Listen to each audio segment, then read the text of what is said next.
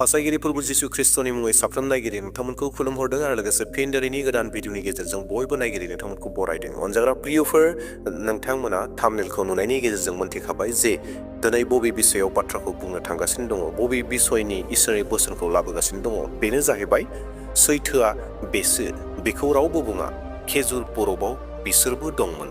अनजाग्रा प्रियफोर, आं दिनै मोनसे बेबायदि बाथ्रा लानानै फैदों। हयथ' गोबां बुंथिगिरिफोरा बे बिषयाव बुङाखै।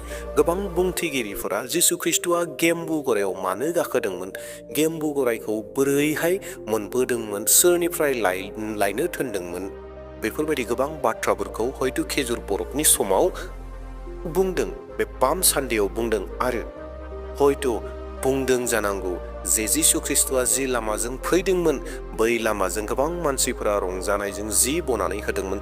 अनजाग्रा प्रियफोर, बेफोर गासैबो नंगौ, नाथाय बिनि आन्दोआव जे माखासे बाथ्राफोर दंबावो, जि बाथ्राफोरखौ गोबां समाव गोबां बुंथिगिरिफोरा दिहुननानै होआखै। दा बेयावहाय अनजाग्रा प्रियफोर, दिनैनि बे भिडिअनि गेजेरजों जिखौ जोङो खेजुर परब होननानै बुङो, जिखौ जोङो पाम सानडे होननानै बुङो, बिनि माखासे थाखोमानाय बाथ्राफोरखौ आं दिनै नोंथांमोननो दिन्थिनानै होगोन, जेरावहाय गोबां बाथ्राफोरा ओंखाराखै गोबां मानसिफोरनि खुगानिफ्राय, नाथाय बाइबेला बेखौ रोखा खालामनानै होखादों। दे अब्ला अनजाग्रा प्रियफोर, बेबायदिनो सोमोनांथाव इसोरनि बोसोनफोरखौ मोनबाय थानो थाखाय, ख्रिस्टियानजों सोमोन्दो थानाय रादाबफोरखौबो मोनबाय थानो थाखाय चेनेलखौ साबस्क्राइब खालामदो आरो मोनसे लाइक होनानै गालांदो आरो हायोब्ला भिडिअखौ शेयार खालामनानै होगोन। दे अब्ला अनजाग्रा प्रियफोर, दिनैनि सोलोंनांगौ बाथ्रा फारसे जोङो आवगायलांदोनि।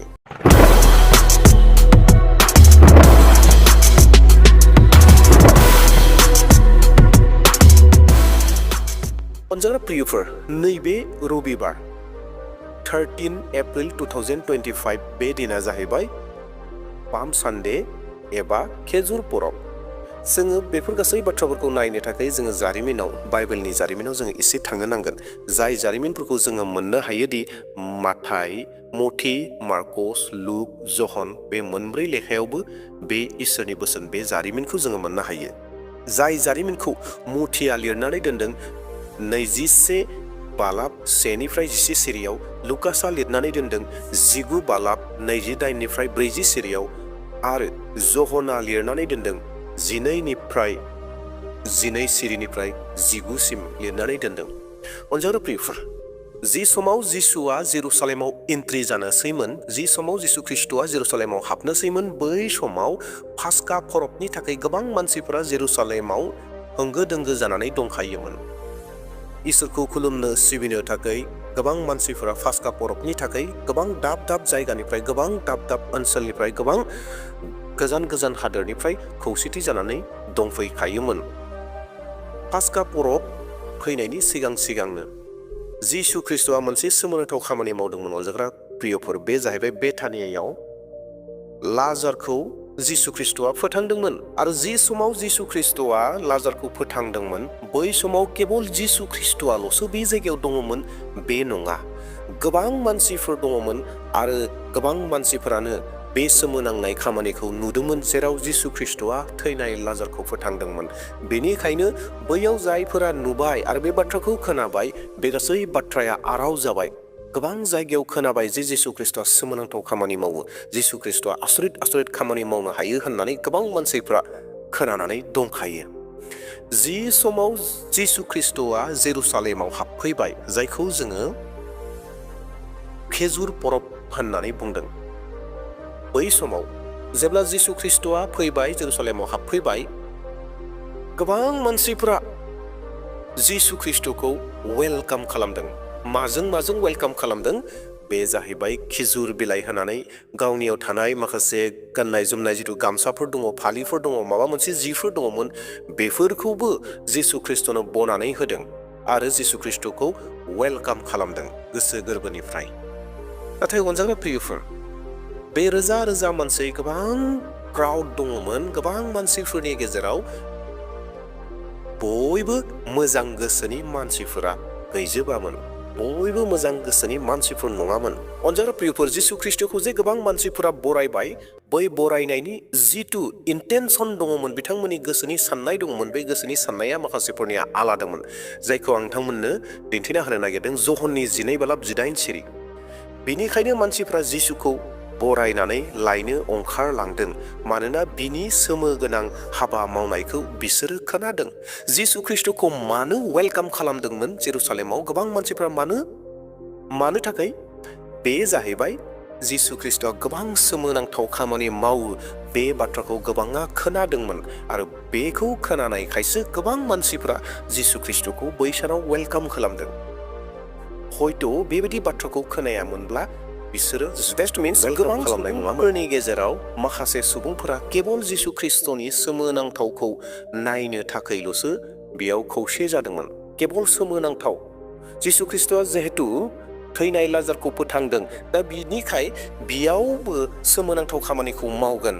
गोबां बेमारिफोरखौबो लानानै फैदों, हयथ' गोबां सुबुंफोर जायफोरा बेराम जानानै दङ, जेरै सरासनस्रायै दायो जोङो बेराम थानानैबो जोङो बेरायनो हायो, थाबायनो हायो, खामानि मावनो हायो, नाथाय मोदोमनि सिङाव गोबां रोखोमनि बेरामफोर दङ।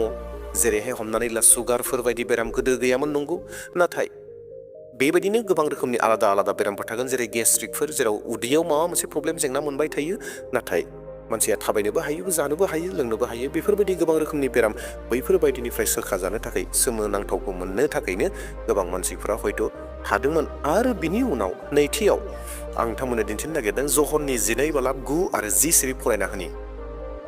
जिसुखौ बेथानियाव दं होननानै मिथिनानै जुदायारिफोरनि गोबाङानो बेयाव थांदों। बिसोरो जिसुनि थाखायल' थांदों बे नङा, जायखौ जिसुआ फोथांदों बि लाजारखौबो नायनो थांदों। बिनिखायनो गाहाय दौरिफ्रा लाजारखौबो सिथारनो खायदा खालामदों।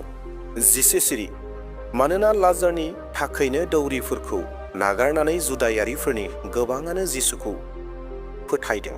अनजाग्रा प्रियफोर, माखासे मानसिफोरनि जिथु इन्टेनसन, सिन्तामोन, साननायमोन, दौरिफोरनि साननाया मामोनलाय? जिहेतु जिसु ख्रिस्टआ सोमोनांथावखौ मावबाय, लाजारखौ फोथांबाय, दा बेवहाय गोबां मानसिफ्रा, गोबां जुदायारिफोरनि मानसिफोरा जिसु ख्रिस्टनि खाथियाव थांबाय। दा बेयावहाय बै दौरिफोरनि जिथु नोजोरमोन, बिसिनि नोजोरा गोबां गाज्रिमोन। बे मामोन? लाजारखौबो सिथारगोन, जिसु ख्रिस्टखौबो सिथारगोन। बे सनजाग्रा प्रियफोर, नोंथांमोना माब्लाबा खोनाफेरबायने बे बाथ्राखौ? खेजुर परबनि समाव बे बाथ्राखौ खोनादों ने?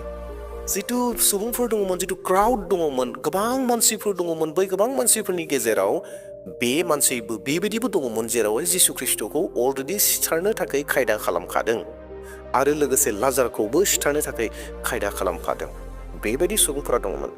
आरो थामथियाव अनजाग्रा प्रियफोर, बे जाहैबाय बै समाव राजानि जिथु क्रुर सासन दङ, राजानि जिथु बोलोग्रायै सासन खालामनाय, गोबां मानसिफ्रा, गैजा रोङैफोरा, गोबां बेक्तिफ्रानो दुखु मोननो गोनां जादोंमोन राजानि सासननि थाखाय। आरो बे राजानि सासननि थाखाय दुखु मोननानै थानायखाय बै बेक्तिफोरा जिसु ख्रिस्टखौ सानदोंमोन दि जे जिसु ख्रिस्टआ सासे गोदान राजा जोंनि थाखाय जागोन होननानै, मानोना जिसु ख्रिस्टआ गावखौ राजा होननानै बुंनानै लायो।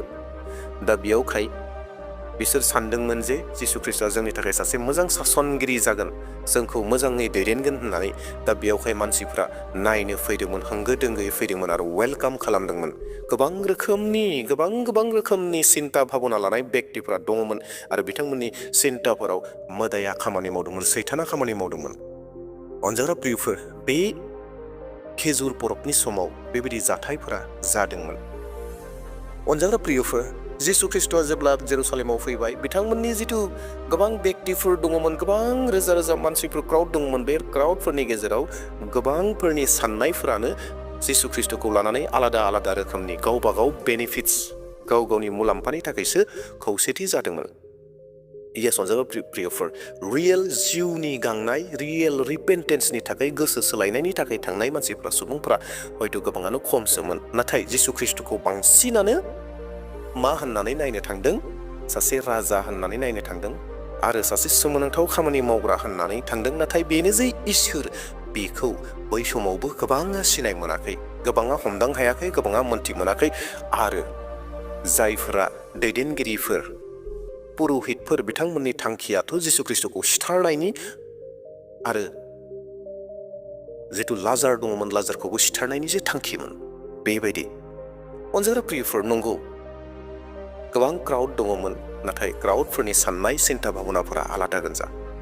दिनैबो अनजाग्रा प्रियफोर, गोबां बेक्तिफोरा जिसु ख्रिस्टनियाव दङ, नाथाय जिसु ख्रिस्टनियाव दङब्लाबो गोबाङानो रं मटिभाव दङ। गोबां मानसिफोर दङ सोरबाया जिसु ख्रिस्टखौ लानानै गोरोन्थियै जिसु ख्रिस्टखौ सिनायनानै लादों। जिसु ख्रिस्टनियाव फैयोब्ला धोन दौलत मोनो, फैसा मोनो, रां मोनो, बिजनेस मोनो, बिजनेसा मोजां जायो, बेमार आजारनिफ्राय सोखाजानायखौ मोनो, बेमार जायानो, बहाबा फरेनाव थांनो मोनोनो। बेफोरबायदि गोबां रोखोमनि सिन्ता खालामनानै गोबां साननानै जिसु ख्रिस्टनि खाथियाव फैयो। केवल जिसु ख्रिस्टनिफ्राय लानो थाखाय गोबां मानसिफोरा फैयो। जि समाव जेरुसालेमावबो गोबां मानसिफोरा जिसु ख्रिस्टखौ जिउनि बासायजानाय होननानै फैनो रोङाखै। नाथाय जिसु ख्रिस्टआ बेराम सोखायैनो सुमोनथ' खामानि मावनो जोंनि थाखाय राजा जागोननो जिसु ख्रिस्टखौ माखासे सिथारनो नागिरदों। बेबायदि गोबां रं इन्टेनसनजों, गोरोन्थि साननायजों जिसु ख्रिस्टनि खाथियाव फैदोंमोन। दिनैबो बेबायदिनो गोबां सुबुंफोरा जिसु ख्रिस्टनि खाथियाव गोरोन्थि साननानै फैयो। नाथाय अनजाग्रा प्रियफोर, दिनैनि जिथु इसोरनि बोसोन, बे इसोरनि बोसोना जोंखौ बेखौसो गोसोखांहोयो, जोंखौ बेखौ मोन्थिहोयो जे जिसु ख्रिस्टआ बेनि थाखाय नङा। जिसु ख्रिस्टआ सोरनोबा धोन होनो थाखाय बे नङा, सोरनिबा बेरामखौ सोखानो थाखाय बे नङा, सोरनोबा मोजां साख्रि होनो थाखाय नङा। नाथाय जिसु ख्रिस्टआ बासायनोसो फैदों। जिसु ख्रिस्टआ जों साफ्रोमखौबो बासायो, जिउनि बासायनाय, पापनि निमाहाखौ बियो होयो, जोंनो उद्धार होयो। इयेस अनजाग्रा प्रियफोर, जिसु ख्रिस्टआ जोंनो बेखौसो होयो। जाय व्यक्तिफोरा जिसु ख्रिस्टनि खाथियाव गोसो मोनसे मन लानानै फैगोन, बेखौ जिसु ख्रिस्टआ एरैहाय बुंदों, जहन 19:22, जाया गावनि जिउखौ अनो बियो गोथांखौ खोमागोन, नाथाय जाया गावनि जिउखौ अना जासे होगोन बियो जोबनो गैयै गोथांखौ मोनगोन। प्रेज द लर्ड। बे जाहैबाय बै दिनाव जेरुसालेमाव जानाय बाथ्रा, जेराव गोबां मानसिफोरा जिसु ख्रिस्टनियाव गोबां रोखोमनि सोंलुफोरखौ सोंनो थाखाय फैदों आरो गोबां रोखोमनि व्यक्तिफोरा गोसोआव सानदों। बिदिनो फिननायखौ जिसु ख्रिस्टआ बेयाव होदों। जाय व्यक्तिफोरा गावखौ अनो बियो मोननाय नङा, नाथाय जायफोरा गावनि जिउखौ अना आरो बे जिउखौ जिसु ख्रिस्टनाव गथायगोन, बे व्यक्तियासो बासायजागोन। बे बाथ्राखौ जिसु ख्रिस्टआ स्पष्टयै मोन्थिहोदों। अनजाग्रा प्रियफोर, दिनैबो गोबां सुबुंफोरा जिसु ख्रिस्टखौ लानानै गोरोन्थि सानो। जिसु ख्रिस्टखौ नाजावनाया धोन सम्पतिनि बाथ्रा नङा, जिउनि बाथ्रासो। देवब्ला अनजाग्रा प्रियफोर, जिसु ख्रिस्टखौ नाजावोब्ला जोंनि जिउआ बासायजागोन। दिनैनि बे खेजुर परबा, पाम सानडेआ, दिनैनि बोसोना जोंखौ बेखौ गोसोखांहोदों। जिसु ख्रिस्टआ जोंनि राजा नंगौ, नाथाय बियो सोरगोनि राजा।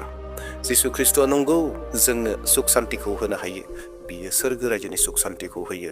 जिसु ख्रिस्टआ नंगौ जोंनि बेराम आजारफोरखौ गोजान खालामो, नंगौ जोङो सुख सान्ति मोनगोन, सोरगो रायजोआव बेराम गैयै जिउखौ मोनहैनो हागोन, मेंनाय गैयै जिउखौ जों मोनहैनो हागोन। अनजाग्रा प्रियफोर, प्रेज द लर्ड। आसा खालामदों नोंथांमोना दिनैनि बे इसोरनि बोसोननि गेजेरजों एसेब्लाबो माबा मोनसेब्लाबो सोलोंदों होननानै। देवब्ला दिनैनि इसोरनि बोसोनखौ बेसेयावनो दोनथ'नोसै। Thank you.